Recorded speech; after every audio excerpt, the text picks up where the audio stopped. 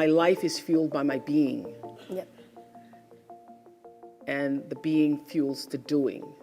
So I come from a centered place. I come from a focused place. I come from compassion. It's just my nature. I come from a willingness to understand and to be understood. Right. And I come from wanting to connect. I mean, the secret of that show for 25 years is that people could see themselves in me. All over the world, they could see themselves in me. And even as I became more and more financially successful, which was a big surprise to me, I was like, oh my God, this is so exciting. You mean you got more than that 30,000? I got more than 30,000 by the time I was 30. But what I realized is through the whole process, because I'm grounded in my own self, that although I could have more shoes, my feet stayed on the ground, although I was wearing better shoes. These are kind of cute today too. So I could keep my feet on the ground even though I could get more shoes. And I could understand that it really was because I was grounded.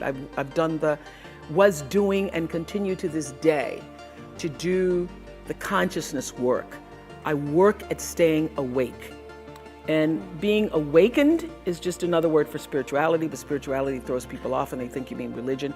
When I was hiring people for my company, for looking for presidents, when people would come in, I'd say, tell me, what is your spiritual practice? And literally would throw, people would go, well, I'm not religious. Or I said, I didn't ask you about your religion. I asked you what's your spiritual practice. What do you do to take care of yourself? What do you do to keep yourself centered? What do you do to and one woman started crying, that's not the person. So that's a sign. That's a sign. So to answer your question, everything is fueled that comes from me really wanting to be a better person on earth. And this is what I know to be true.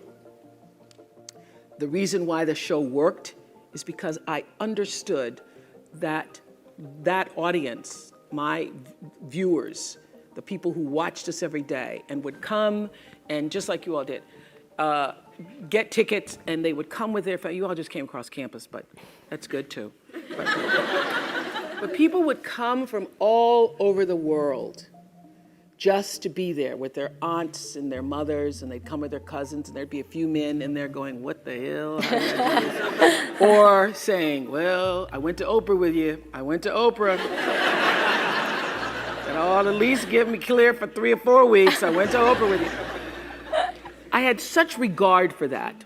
And I just had a conversation with John Mackey, who runs Whole Foods, and has written this fabulous book. You should get it, called Conscious Capitalism.